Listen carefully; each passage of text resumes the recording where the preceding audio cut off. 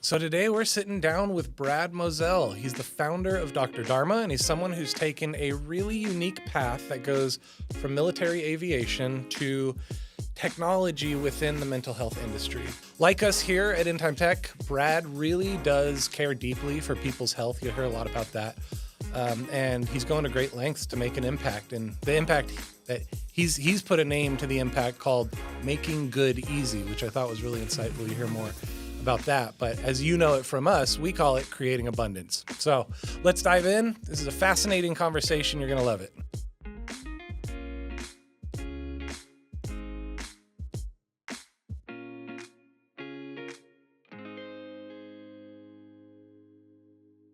So, Brad, thank you for being here. You were very generous with your time and did a mashups conversation with BSU, Boise State University. That's kind of how we connected initially. I didn't get to go to that one, so I'm really coming into this conversation kind of blind I was at scouted. this point. Scouted by him. Exactly. One of my teammates was like, "The dude has an incredible story. You got to get him on the podcast." And I'm like, well, it's really interesting, your product's technology and how it fits with what I would call, with our language, our internal language of creating abundance, helping solve people's problem and create peace. And you do that on the mental human side, and we do that on the business side of just solving people's technology problems. So our internal motto is we're a platform for creating abundance. We just happen to build software. So, I like that. yeah. So you've got a really interesting story. Give me the summary, because we'll go deep into the genesis and all that, but give me the summary of how you were working on the A10 Warthogs. Sure. And all of a sudden now you're doing this thing that's really helping people in other ways. Yeah. Well, sure. So I guess the A10 Warthogs actually came pretty late in my life. I went to basic training when I was already 27. So we're jumping pretty far ahead to get to the A10s. But I had some experience in tech and had some experience in some product development roles. And at one point just found myself very disillusioned, like very sort of uncertain about my life. Went through that sort of like mid-20s crisis that a lot of people do. What industry were you in? So I did some software development. So I Okay. did some product development. We built the first company I was a part of built a behavioral analytics dashboard for lawyers in the voir dire process.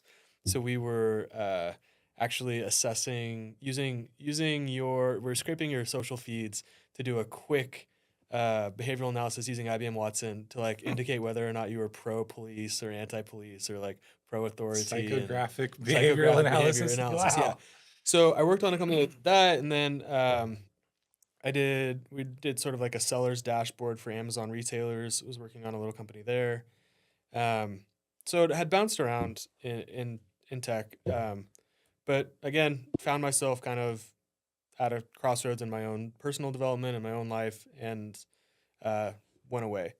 And when I came back, we can talk more about what went away meant, but like when I came back, I decided that I wanted to try and get as kind of rooted in education and education, but also in sort of like the fringes of education, so alternative education.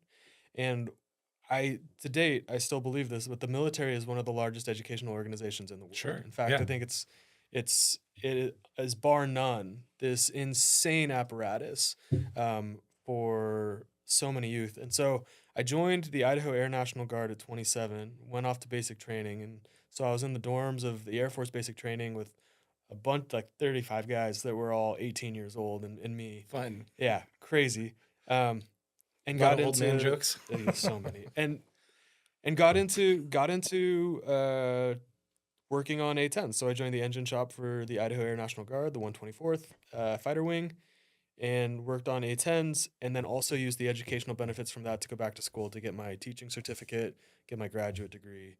And I started teaching for College of Western Idaho and their adult education department. So I got into this ecosystem of both military service, doing adult education, doing GED programs. I worked for a couple different nonprofits around town, bringing GEDs to kids who had dropped out. and also, was in that space. At the same time, I was on my own sort of like mental health journey, and I had a mentor who he was a EMDR therapist for the VA who had shown me. EMDR. We're going to talk about Yeah. that a lot. So what is So EMDR? EMDR stands for eye movement desensitization and reprocessing, and it is it's a modality of therapy that was really became popularized for PTSD treatment. And so he worked with the VA, but he was a mentor of mine. He gave me my first pair of these things called TheraTappers, which is a bilateral stimulation device used in the VA. And I was using those on my own meditation. I was teaching these kids, and I sort of had this moment of being like, what would it be like to make these clinical level interventions accessible in these other environments? And it was coupled with this idea that, I'm really trying to be of maximum service to the world as possible. You seem to have a legacy of caring for people. You're helping high schoolers get their GED. You're investing in people. You're on your own mental journey at the same time. What's your reason or your why for caring about people that way? I there may be some sort of philosophical abstraction as to why it's important to care for people. I think that for me, the reality is that if I've tried to do anything else to make value out of life, I found myself miserable at some point or another, right? Like in college, or working some of these other jobs, I was doing it for whatever reason that was going to be. It's going to try and make money, try and gain prestige, try and gain credibility, whatever these things are that the ego kind of searches for. And I found myself still wanting. Like I found myself in a place of just still feeling lost in a lot of ways. And throughout that process, I'd had experiences in college. I worked for this group called the Bay Area Urban Debate League, and we taught debate in some of the urban high schools. And Nice. I went to Cal, so I was at San Francisco. I was in Berkeley. Yeah. And I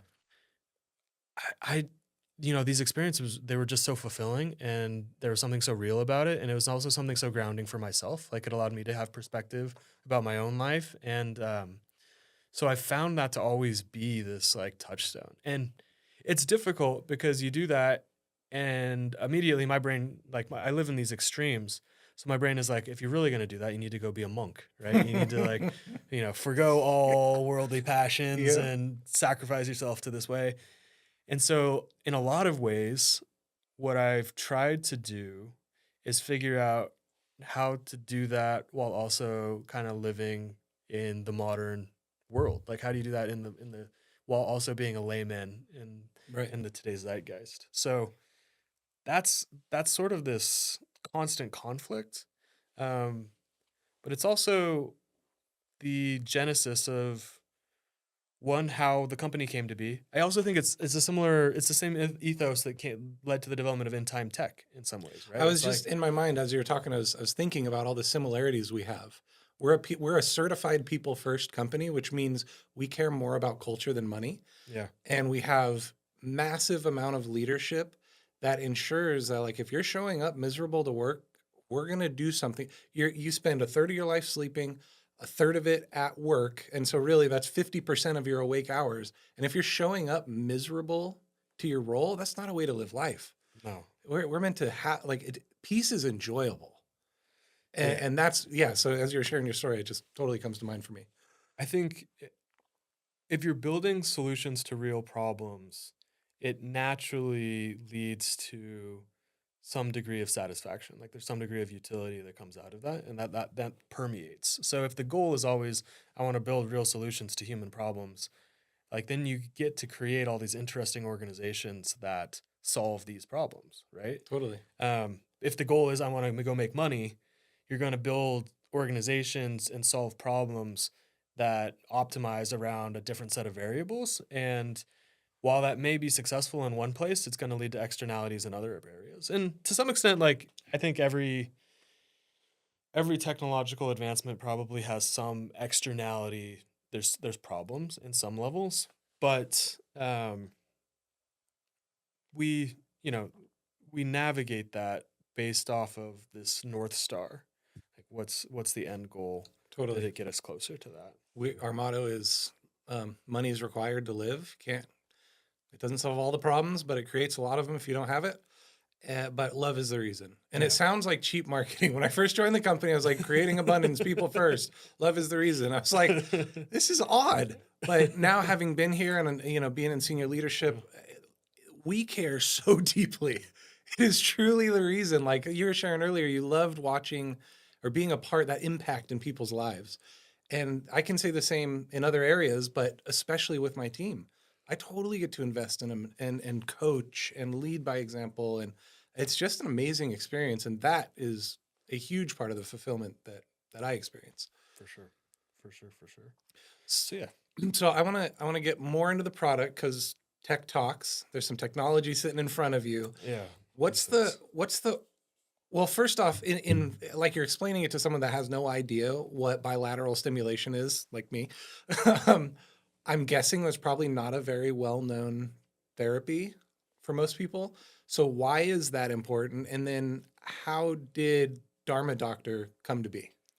So it's funny because you say that it's probably not something that a whole lot of people know about. Is it? But bilateral stimulation is one of the more basic physiological experiences of your life. It's so Francine Shapiro was the creator of EMDR. And her first experience of bilateral stimulation was she was dealing with a distressing experience memory and she went for a walk. And think what happens when you go for a walk. Right. Yes, this left, right patterning. And her hypothesis at the time was that maybe there was something more to the walk than just the cardiovascular exercise. Like maybe that left, right actually had a physiological effect on the brain. So that's where it all came from. And when we think about it, yeah, it's supernatural. Like we naturally seek out rhythms that go back and forth. We naturally love to go for walks when we're feeling stressed or have these disturbing emotions that we're trying to process. In the 80s, when EMDR was first getting popularized, there were a couple people that thought this back and forth is also what happens in the brain during REM sleep. So there's something about REM sleep that uses this cross-hemispheric patterning. But to back up a little bit, bilateral stimulation is any stimulation that goes back and forth to the left and right sides of the body. It can be visual, it can be tactile, it can be auditory. There's a bunch of TikTok tracks out there for like bilateral auditory, and you'll hear it pan back and forth. That reminds me that something that we do as a practice for my team, after hearing the study that Stanford did, says when you're working in an office behind a computer screen for a lot of hours a day, it's best to take a walk outside with no electronics. So leave your phone back and go take like a 15-minute walk outside. And I would have never assigned bilateral stimulation to that, but it seems to. For sure. Supernatural, super straightforward. So Francine Shapiro operationalized that in the creation of EMDR. And eye movement desensitization and reprocessing uses bilateral stimulation at a couple key moments. They'll use it to help the body get grounded and stabilized to begin. And then they also use it when recalling a traumatic experience. So trauma, and we can talk, what is trauma? But the idea is that your central nervous system is constantly taking in information and responding to it. And trauma is really how you respond to that information, right? It's any sort of stimuli that causes an abnormal or escalated response. That's the problem. So for some people, that's just having a conversation with the boss, right? That can be super, super activating. And for other people, we think PTSD, it's like a loud noise reminds them of combat or something.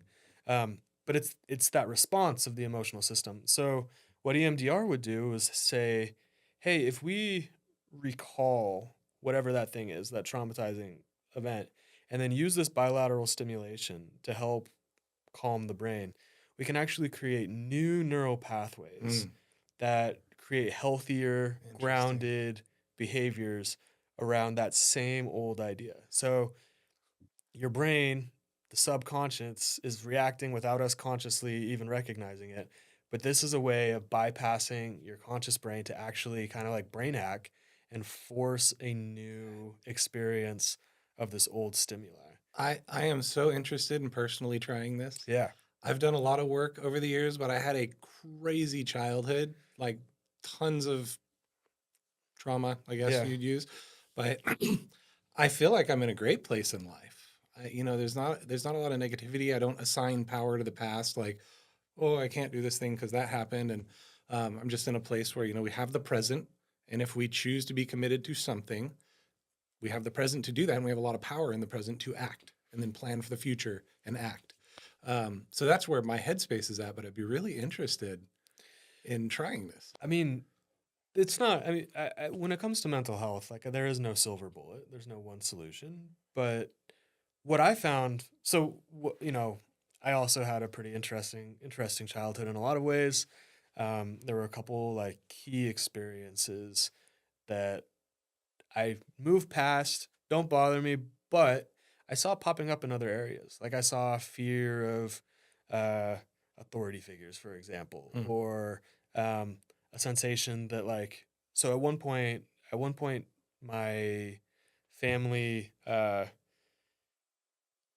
well, the house was raided by the feds at one point in my life, and I always had this fear that like something was going to come out of left field and we were going to I'm just going to Yeah, lose it all. And it's not the fear that like my house is going to get raided by the feds. I don't have that fear today, but the fear that the company is going to fail or the fear that like whatever. sure. And so I'd have these things, and it was by addressing that previous experience and using bilateral stimulation to help recognize that, oh, this was unconsciously still framing my life, that I could move through those things and kind of break it. And so the really interesting thing about EMDR too is that like you actually don't have to share that with the therapist.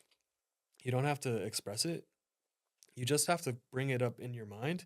And when you use the bilateral stimulation, you the only question that the therapist is supposed to ask is, what do you notice?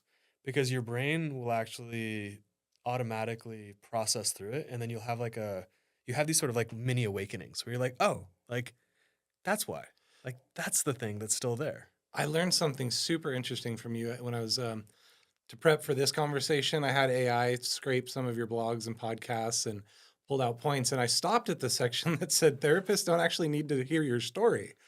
Because I feel like my first thing would be like, let me tell you all the details. But that was wild for me that it's more about your internal experience and them digging into that. Yeah, I mean, all right. There are lots of forms of therapy out there. EMDR is one of them. EMDR, there's a bunch of different ways of doing it, and so I'm not going to say that like no therapist needs to hear your story that entirely. But yeah, like ultimately, what we're trying to do at a first principles level is to help the central nervous system respond in an appropriate way to the stimuli around you, whatever that appropriate is. And we're currently the problem that we're having is that we are not we are not reacting in the way that either we want to or the way that Sure. society says is an acceptable way to exist. So if we can fix that, then you don't have to do all these other pieces. That's why I mean, drugs in a lot of ways, both pharmaceutical and non-prescription, are so attractive because you don't have to tell the story. You don't have to dig up all the trauma or dig up the past story. You just do the thing and it fixes the thing. And it's like this immediate one-to-one. Mm-hmm. But there's also all these externalities about drugs, like that's why they're problematic. So are there other solutions that could have that same sort of first principles intervention effect? And turns out, yes, there are. Hmm. There's lots. So we've got a bit of the how it works. Let's back it up because I want to jump into the technology itself. You're doing some really innovative things, taking what seems to be a relatively simple process like walking left, right, and you decided to create a new product that's even more helpful than what you found to exist in the market. Yeah. Tell me a bit about that. So today, even in most therapist offices around the world that are doing EMDR, you'll find these things called TheraTappers, and this will help TheraTappers SEO just by including their name here. But no I problem. love that you know It's marketing. it's a it looks like a Game Boy from the 80s, right? Like it's like this plastic box with these two little dials, these, wires that come to these plastic paddles, and you hold them, and then they change the dials to change the speed and intensity, and you have to be within 3 feet of your therapist because they're holding the box to like start and stop and control this thing. And like that's what's used in the vast majority of EMDR therapist offices. And I saw that and one realized we have to be able to do something better than that. But the other thing that I found was interesting is it was really designed for the therapist. The therapist had it, the therapist owns it, they use them. But the person that's actually using them is the client. And, what would it be like to build a device for that client, right? So that the client has access to the bilateral stimulation. So we built we built these, so they're called tabs, and they look fairly similar to your AirPods or Beats or whatever. And you open the case, and we have these two tabs. You pull them out, they'll turn on, and they pair together. And then once they're paired, you just click it, and they provide bilateral simulation. So you've got visual, and then they're vibrating back and forth, so they're tactile as well. You can change the intensity. You can change the speed of alternation. You've got sort of these manual settings. And this was the start. So the start was to make it just easily accessible for anybody, anywhere to use these. But the other thing that these did was they now connect with an app. So we created a So you did the app in tandem, or that was like a Horizon 2 thing? well, it was a Horizon 2 thing, but it happened prior to the launch. So I built Okay. the first version of these without an app, and then I went to go raise money, and all of the investors said, "We don't invest in hardware." Yeah. We don't invest in single time hardware. And so, in order to convince people to give me enough money to build the thing, I had to go back and engineer an app so that we could. And it was always on our product roadmap. It was Yeah. always like, yeah, we're going to get there, but it had to accelerate it. So the second version that I built had the app included, and that's what we ultimately launched with the beta with May of last year. Hmm. And so the app does a couple important things. One, you can control speed and intensity to a higher degree. You have all the controls, so the therapist doesn't have to sit 3 feet from you; they can sit across the room. Sure. Control. But two, it allowed for remote access, Which was big in COVID, I'm sure. big in COVID. Still big. I mean, post COVID created this whole ecosystem of telehealth, and a lot of therapists are still telehealth only. So Hmm. they can, using their app, can tap into your app and then control your tabs from anywhere in the world While you're in a session, while like a you're in a virtual session, session. virtual Wow. session. So they can control the tabs. I mean, we've had sessions from Spain to Boise. There's a handful of therapists that they use them with all their clients now, and so that was a really cool feature that made it more accessible. And then the other feature that we launched with and currently is inside the app is sort of guided meditations. So think Calm or Headspace, but it has a bilateral stimulation component. Mm-hmm. And again, the whole idea is that this gets you actually out of your head and into your body. It goes back down to the first principles. It's actively helping you build healthier neural pathways rather than helping you or engaging you in a more cognitive exercise of like, think through this thing, because often it's the thinking that's the problem to Sure. begin with. So today we have 30 some meditations inside the app. A lot of them are created by partners, like by therapists who use the tabs. So Mm-hmm. they became our biggest supporters and ultimately, wanted to provide content for the app, which is Sure. pretty cool. We also have some really great like sound healing from this amazing group called Dynasty Electric. Awesome. So Well, that's where we started with. It's interesting to me because I think at first glance, it seems a little like woo-woo, a little bit, you know, in that space, but in hearing you to explain it, it's very scientific. Yeah. I mean, the name Dharma Doctor in a lot of ways was that we wanted to walk this line between scientific and woo woo. Yeah. Right. Like, I,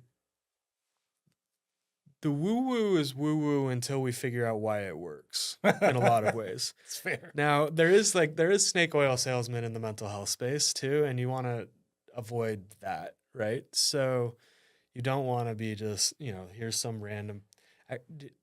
Netflix has this documentary on the Liver King right now. Have you checked it out yet? I know what you're talking about. Yeah. Yeah. And I don't know if maybe liver is good for you, but steroids definitely aren't. I know. Like, he swore he was clean. But so, I mean, there's a lot of things in that space, but EMDR, like bilateral stimulation, is not that. There's so many scientific reviewed articles and studies around bilateral stimulation and EMDR. It's one of 2 modalities that's endorsed by the World Health Organization. Like, it's a very, very rigorously adopted clinical protocol. Bilateral stimulation being a key part of that.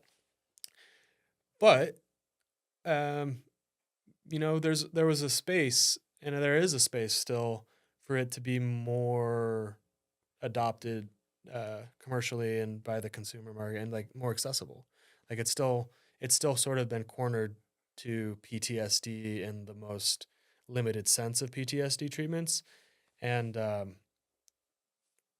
I, in designing the device, wanted to build something that was as natural on, say, a yoga mat, right, or in a yoga studio as it is in a therapist's office, as it is in a regular office, as it is in a school. Sure. You want something that's universally approachable and accessible. They seem pretty rugged too. Yeah. So you've got hardware, you've got software, you've got firmware. Tell me the behind the scenes look, and how did you actually come to create this device? What kind of technology is actually in the device? Who'd you partner with for prototyping and stuff like that? Sure. Yeah. So I had never built any hardware before, and I really didn't know what it took. So there was a steep learning curve to get this thing off the ground, and ignorance is bliss. Like, there's a reason they say hardware is hard. It's because it's hard. There's a lot of different pieces go into it. But I got really lucky in a lot of ways, and just happened to stumble across some really, really amazing people. The first version of this, I 3D printed at a library right down the street from here called Meridian Unbound. And they're a little tech library. And I made the first prototypes out of clay. I said, this is like the shape that I want. And I thought they had a 3D scanner. It turns out they didn't. But instead, this was a few years back, but they did have a resin printer, and they taught me how to use AutoCAD. Mm-hmm. And like, I built my first 3D prints of what I wanted the shape to look like. And then I cold emailed a woman on LinkedIn who became our first advisor, and her name's Janet. And Janet had founded an incredible company incredible company, and had worked in hardware her whole life. And so she agreed, unbeknownst to me, to help kind of get us to this first version. So she actually introduced me to our first manufacturer, and they helped build the first prototypes. This was pre-Bluetooth anything, but they built the first form factors for the mechanical engineering, initial board design, initial electrical engineering, initial firmware that was on that board, and just sort of like proof of concept stuff. As it got more complex and we needed Bluetooth, and we needed it to work with the app, and we needed an app, that team that then expanded. Boise's pretty interesting because we've had these really robust hardware players. Like HP was here for a long time, and I mean, Micron's still here. And there's a PCB fab down the street over here called Silicon Mountain, and I was touring them to learn what a PCB was. Like, Sure, I did not know anything about electrical engineering. And then they introduced me to a guy, Dr. Robert Davidson, who was an electrical engineer for HP at the time, and then started his own group called Ambient Sensors. And so then they helped with our next draft of firmware and electrical engineering. Um, and then I needed somebody to help with the app, and randomly met a guy through an investor here in town who was doing some prototype work in Flutter app development. And so he was the first person to join the team and Nice. help build the first demo app. And so that was like, that's the constellation of players that it took just to get the very first like version slightly functioning off the ground. What was your experience? What were you looking for when you go find these people? Because you probably didn't just go after the first person you saw, right? You're looking for somebody that could do quality work. What were you looking for? I mean, yes and no. Like the first person that came across is not a bad person, but I was lucky that a lot of these people were the first people, but they were also highly, highly skilled in their fields. I mean, you are always looking for somebody that knows what just that knows way more than you do, and that's not hard if you don't know anything. But there's a natural knowing that somebody's deeply embedded in the system. They love what they do. They've been in that ecosystem. And then there's also a threshold question, which is like, can this person get me from where I am to where I need to go for the next gate of the company? Mm-hmm. And if the answer is yes, and the resources that it will require are doable, then you're like, let's go. Because the time becomes the inhibiting factor there. Right. So, in each of those people, it was, I mean, can we get there? Yes. Like, is this person more than capable? Absolutely. And are they willing to make a deal with me because I don't have any money and I'm just trying to do this thing? Yeah. So That's awesome. that you was found people like that. Yeah. Those are the three criteria. Awesome. What's been the challenge to get where you are now? Whether that's a sales constraint or a avatar, hardware, versioning. Sure, it could be a lot of things. Yeah. Hardware is still probably our largest constraint. Just in terms of production capacity, we've sold out 3 times. We can scale up the amount of hardware, but it's capital intensive, and so in order to do that, you have to raise more capital, or you're just constantly inhibited due to the physical inventory. Mm-hmm. And that is the problem with hardware startups, right? Like they don't have the turn on the cloud, indefinite scaling, and speed of scaling that software has. Now, selling out is a good problem to have. Like it's not a bad place, but that's still definitely the biggest roadblock. Where we are today and where we're going is, if we circle all the way back to the beginning of this conversation, like my goal is to figure out how to build the biggest impact in the world that we can, right? And make the most profound effect. And I think that the way that we do that is by leveraging this hardware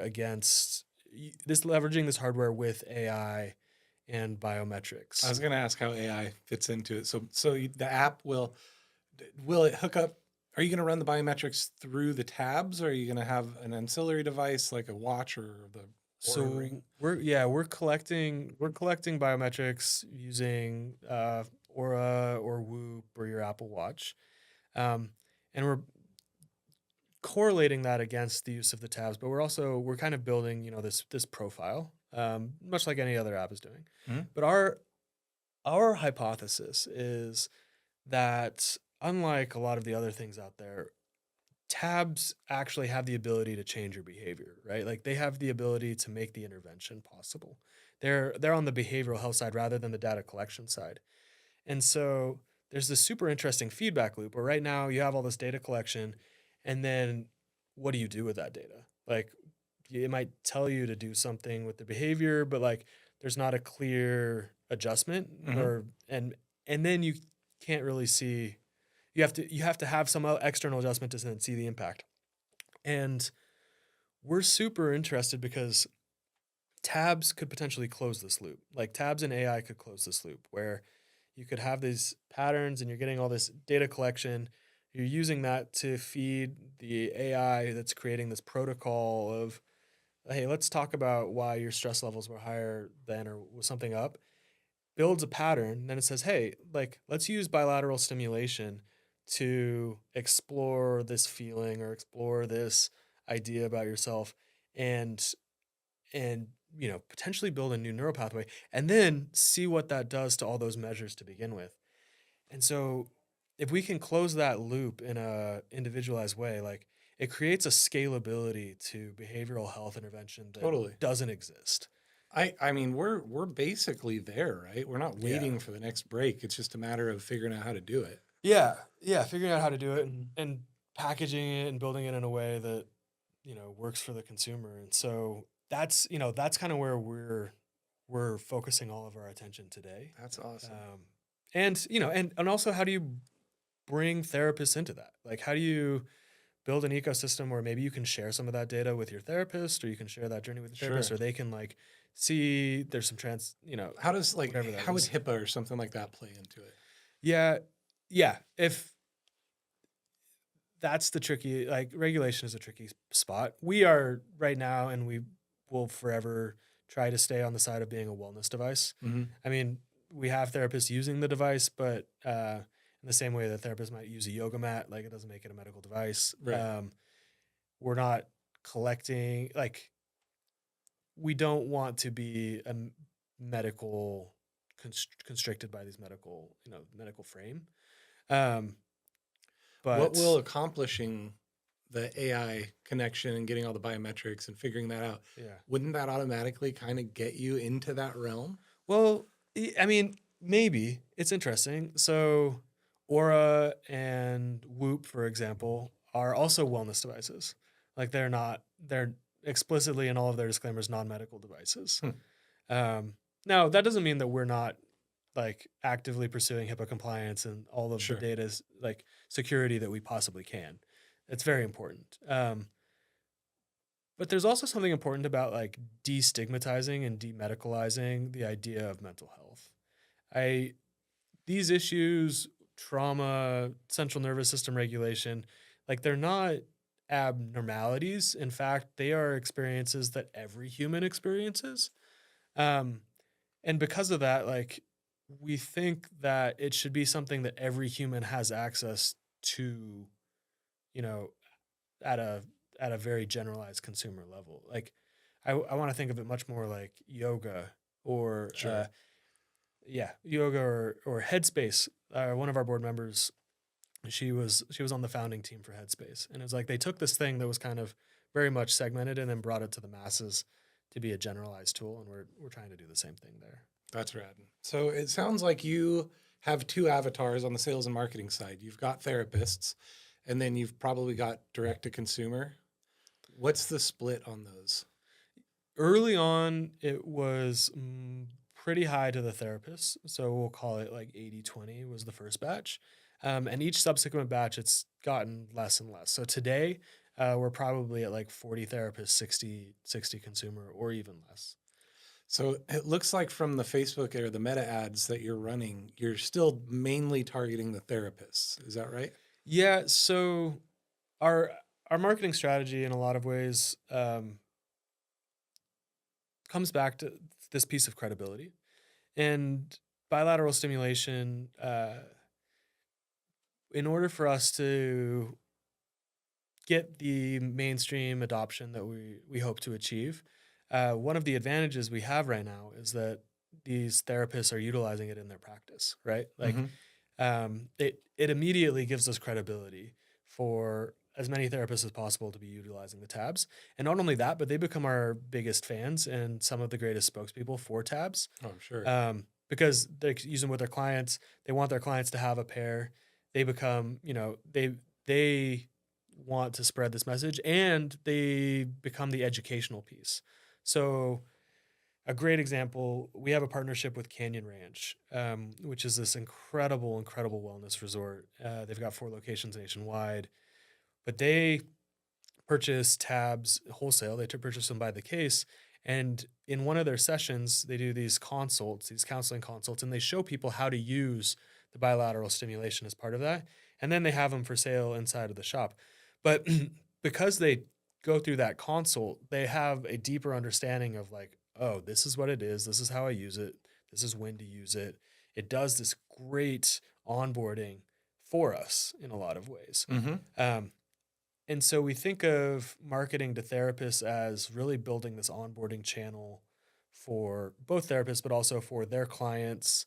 Yeah, that's great. And for the That rest makes of a the ton of community. sense. Yeah. That's rad. What are you looking to do? What's your sales goal through the end of the year? We're aiming for 6,000 units this year. What's the price point on a unit? Right now, 250. 250. Okay. Yeah. That's not price prohibitive. No, Cost prohibitive. Yeah, not price prohibitive. Yeah. So we're hoping to do like 1.2, 1.3 this year. So as we start to wrap up the conversation, I have two things left. We always end with rapid fire, but my question before that is, we talked about creating abundance at the beginning of our talk, and for us, it's a place of coming from abundance and not scarcity.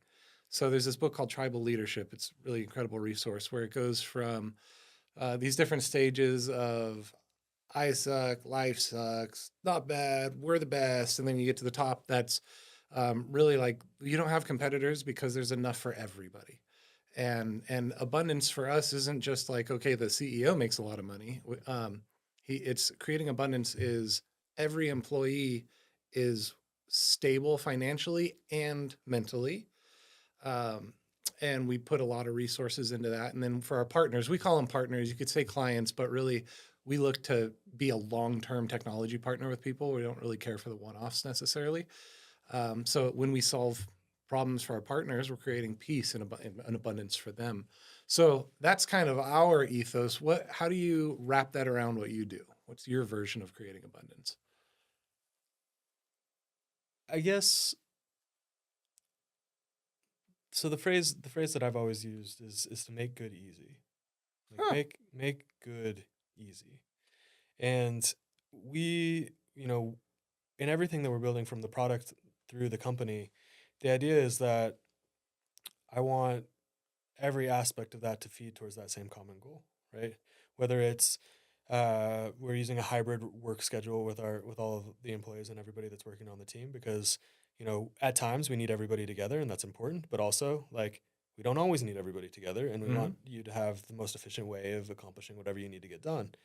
The product itself is about making this more accessible, making this tool more accessible, making access to this therapy more accessible, making feedback easier. Like we're trying to make good easy. And if we can lower that barrier to the good, right? Decrease the access to the good, like that ultimately benefits the world. Like that people will naturally gravitate towards those solutions. I like it. That's how we think about it. That makes a lot of sense. All right, some rapid fire. Okay. What's a technology that you've recently learned about, found about, used that's been just really life-changing? AI. How are you using AI? What tools are you looking at? Oh, but we use it in our marketing. So we're using it for video editing. We use it in which platform are you using? Opus. We're Opus also using AI? Opus Okay. actually. So yeah, Opus has been critical. A lot of the things though, it comes back to the basics. Like it's just what's the best tool for the basics. And I really like Notion. I really like Slack. I mean, we use G Suite. Like these are the foundational tools. And if we can strip away some of the extra stuff, like then we're more efficient. So default to the old school. So this is going to have the same answer, I'm sure, but your favorite productivity hack. And maybe it's not technology in this case, because AI for sure would be my answer too. But maybe it's how to get yourself in a mindset of productivity or physiologically in the right place. Favorite productivity hack, early mornings. That's it. Man, if I get up early, it changes my entire day. Nice. So like the amount of work I can get done by before noon, if I'm willing to get up at 5 a.m. or 5:30 and get myself situated, go through a morning routine, like all my things, it is an absolute game changer. Early mornings for me matter as well, but kind of in a different way. We're a global company, and so I have teammates in Netherlands and Korea and Australia and a lot in India, and so those calls when they're on the opposite side of the world really can only happen when it's really late or really early. Some of it came out of necessity because we're working with China, right? Yeah. Like that's where our manufacturing is done in China, and so yeah, like I had to start figuring out how to manage those phone calls as well. Give me one book recommendation and one podcast recommendation that you think are just tremendously useful.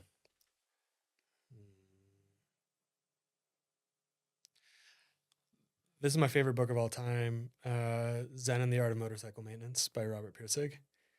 I love motorcycles. It's so good. And he goes into this question of what's quality, like what makes quality, and he talks about the intersection of the subjective human experience and the objective reality. But man, I have reread that book probably a half dozen times, and every time it changes my life. I love that. You find you don't read all the books. You find the good book, and then you probably have to read it a few times before you can really absorb it. It is a spectacular read, and anybody that's building something, it changes your relationship with what you're building. Like it's all about the relationship between man and machine and whatever that machine is. Yeah. And basically finding Zen, finding, spiritual significance, whatever that is, inside of that relationship. So we'll put a link to it in the description for sure. That sounds awesome. And then how about a podcast? I really like All In.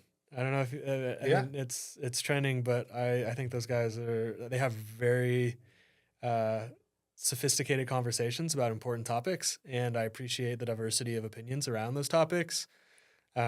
So that's probably the one podcast I'm listening to weekly right now that I just love the podcasts where you're listening and you're like, I wish I was there. I have something to contribute. I want to say something. Those to me are so much fun. And they seem like they're having a lot of fun. Yeah. Like if you're going to have a podcast, you want to have fun on it. Totally. Have great people on it. Who is your scroll stopper when you're on social? If it's a brand or a person, you just see them. Oh, they posted again. I don't have social. No kidding. Yeah, just advertise on it. We advertise on social. We have managed on social. Amazing marketing using social. I don't have social. Okay. Yeah. All right. I'm not on social hardly at my own personal social hardly ever anymore because it used to just play into my life too much. But yeah, I still keep it around. It's a really interesting thing. I'm about to have my first child here in September. Hey, you should use Dharma Doctor tabs. You're gonna need them. Yeah, she won't be, but my wife is very excited about using the tabs throughout the process. Wow. But or she won't be the first person to use them, but she's very excited to use them. But I think a lot about social media and like what it looks like today is interesting. What it's going to look like is still a big unknown. Mm-hmm. But it's a interesting tool, All the statistics and studies coming out about kids and the damage it causes. I mean, that's real concern for sure. TikTok also did some cool stuff. I don't know if you saw this last week, but they introduced meditations after a certain hour. So for youth that are under 16 at like 10 p.m., they're given like calming videos and mental health specific videos to help them, deregulate. And that's pretty interesting. Like that's a super I didn't hear about powerful intervention and tool at scale. And so I do think social media is incredibly powerful. Right. I also think that it will suck up my time. I get TikTok and everything's a scroll stopper, and I'm busy. I totally get that, 100%. So last question. Yeah. The whole point of this podcast is to bring people that are making an impact in the world, and how technology intersects with their story. And I would like a recommendation from you, if you have one, on who could be another person that's on the podcast.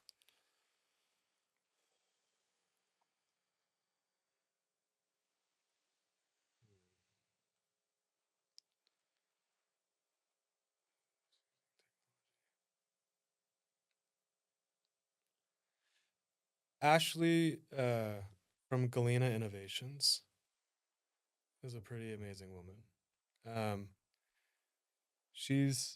They're working, it's med tech and working on building a device to help prevent premature births. Hmm. But she was a combat nurse and has a very, very interesting perspective on how technology could better the human experience. Awesome. So, I love that. and she's Ashley, local. Ashley. Oh, and she's local. Ashley, Yeah. we'll talk soon. Well, thank you so much for the conversation. I think what you're doing is a really tremendous effort, and wish you the best luck and success. And however we can be of help, whether it's just getting to chat marketing, which is my forte, or if there's business opportunity, yeah, it's great. Great to have you on. Pleasure. Thanks for having me. Thanks for watching this In Time Tech podcast. If you'd like to learn more about what we can offer you, please visit our website, intimetech.com, where you'll be able to see the different capabilities and technologies we could provide you in your business. Also, don't forget to subscribe and follow us to get more amazing content like this. Thanks again, and we'll see you next time.